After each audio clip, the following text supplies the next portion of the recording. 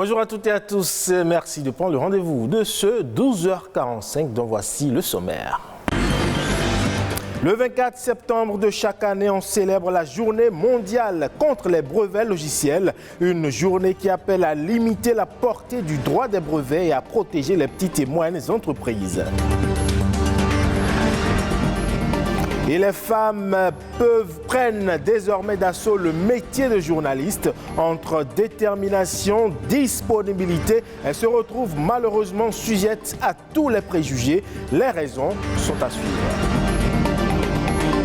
Enfin, une consommation excessive de sel augmente le risque d'hypertension artérielle. Les spécialistes recommandent une baisse de la quantité dans les assiettes. Précision avec un cardiologue.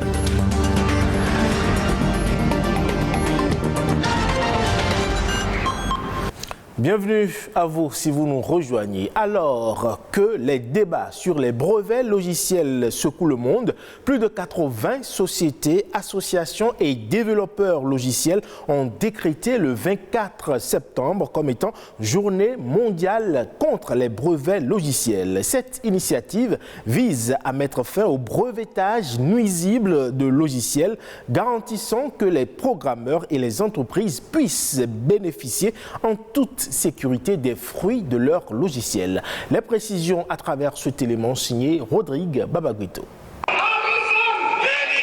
24 septembre 2008. Plus de 80 sociétés du secteur de l'informatique, des associations ou même des développeurs indépendants se mettent en coalition avec à la tête la 2F2I, Fondation pour une infrastructure informationnelle libre. Objectif, demander l'arrêt définitif des dépôts de brevets logiciels dans le monde. Cette initiative fait suite à une action initiée par le Parlement européen 5 ans auparavant.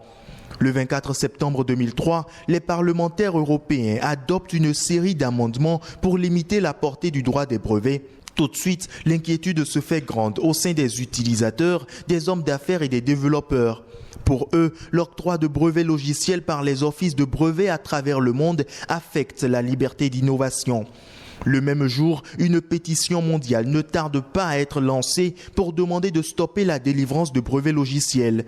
La première édition de la journée mondiale est donc célébrée, assortie de demandes spécifiques supplémentaires pour certaines régions telles que l'Europe, les États-Unis ou l'Inde. L'objet de la revendication est sans appel. L'arrêt pur et simple des brevets logiciels, Stop Software Patents.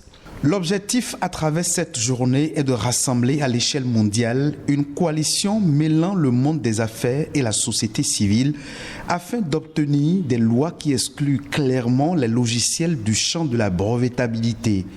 C'est la meilleure solution pour se débarrasser des trolls et des risques juridiques incontrôlables engendrés par les brevets logiciels.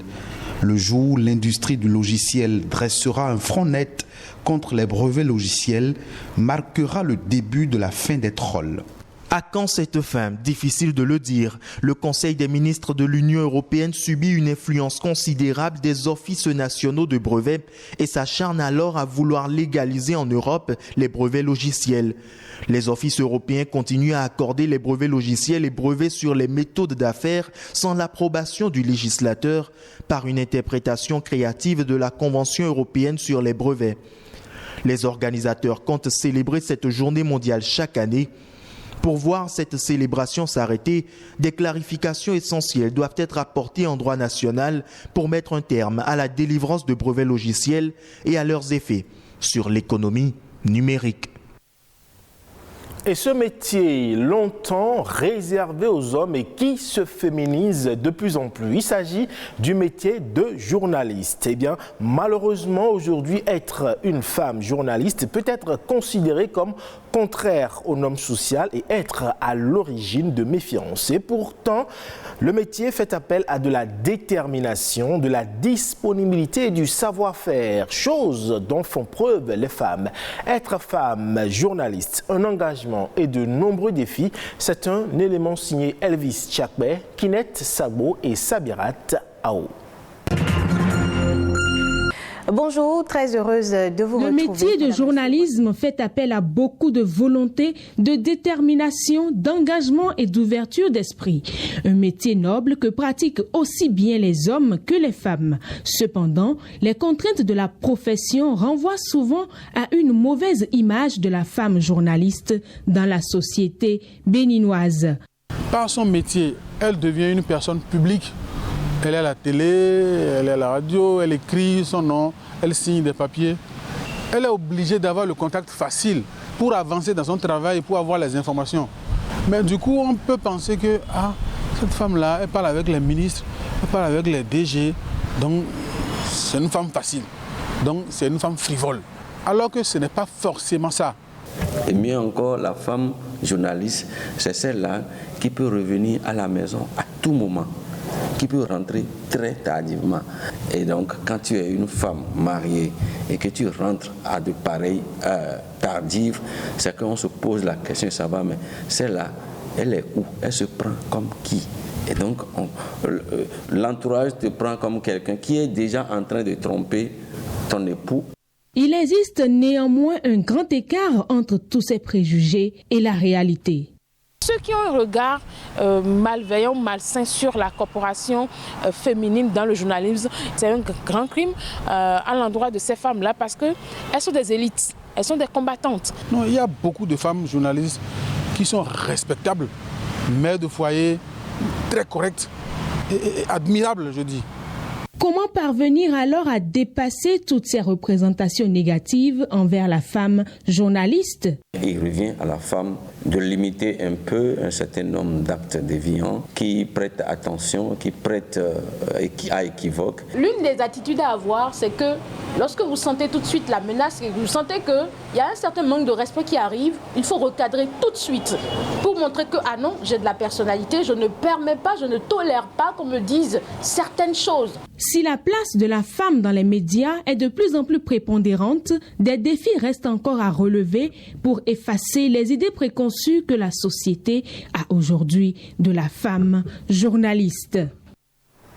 Et sur un autre registre, notamment registre santé, vous le savez certainement pas, la consommation excessive de sel peut avoir plusieurs conséquences sur la santé, notamment sur le cœur. À petite dose, le sel est indispensable au corps humain, mais sa consommation excessive favorise des maladies comme l'hypertension artérielle, maladie cardiovasculaire par conséquent.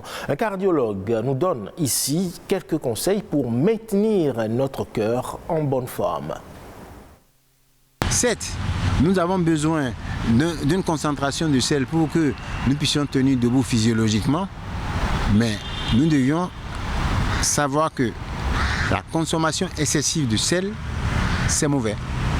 Donc il ne faut pas dire le sel c'est la consommation excessive. C'est pour ça que, effectivement, le ministre a totalement raison en disant qu'il faut bannir l'excès de sel. Ce n'est pas bannir le sel, c'est bannir l'excès de sel.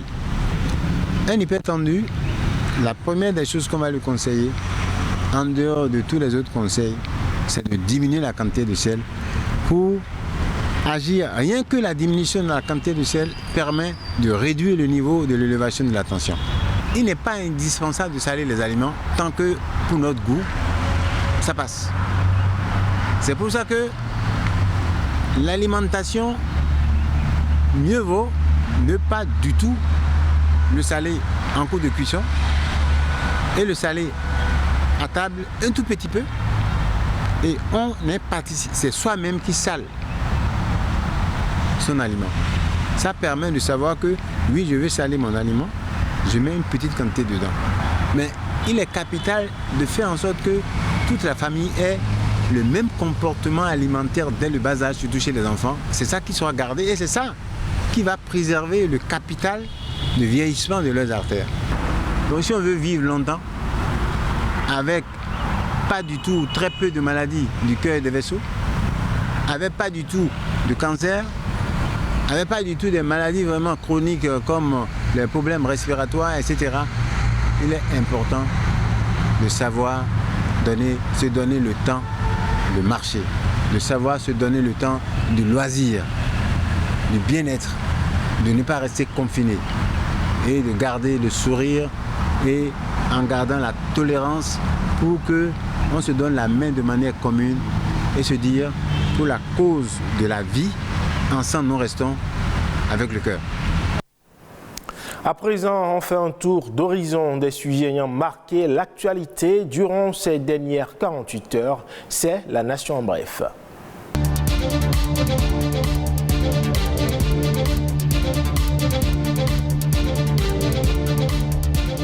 La Banque mondiale a accordé au gouvernement béninois un financement de 150 millions de dollars, soit environ 100 milliards de francs CFA, par le biais de l'Association internationale de développement, IDEA, ce mercredi 21 septembre 2022.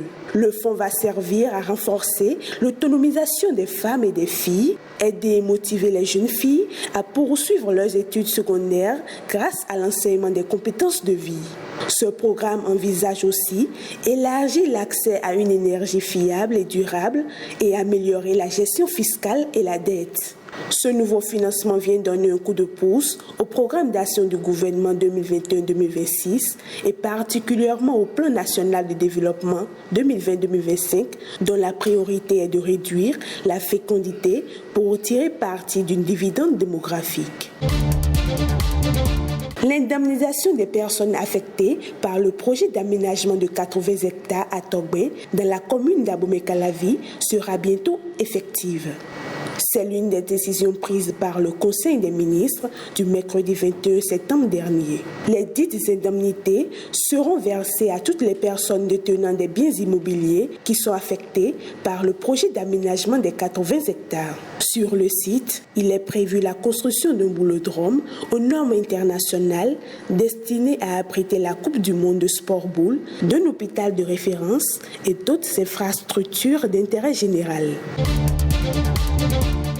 À peine la reprise des cours s'est effectuée lundi 19 septembre dernier que déjà les apprenants ont accès aux cantines scolaires. Ceci grâce à l'extension du Programme national d'alimentation scolaire intégré PNACI qui vise la rétention des enfants à l'école et l'amélioration de la mobilisation communautaire autour des cantines scolaires. Sur l'ensemble du territoire national, c'est plus de 2 millions d'enfants qui ont été alimentés dans les écoles. Le taux de couverture en cantine scolaire est passé de 29% en 2017 à 51% en 2021, puis à 75% en 2022.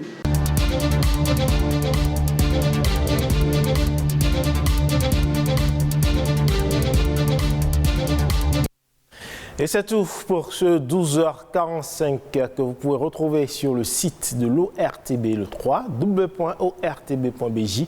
Merci pour votre aimable attention. À bientôt pour le journal du soir.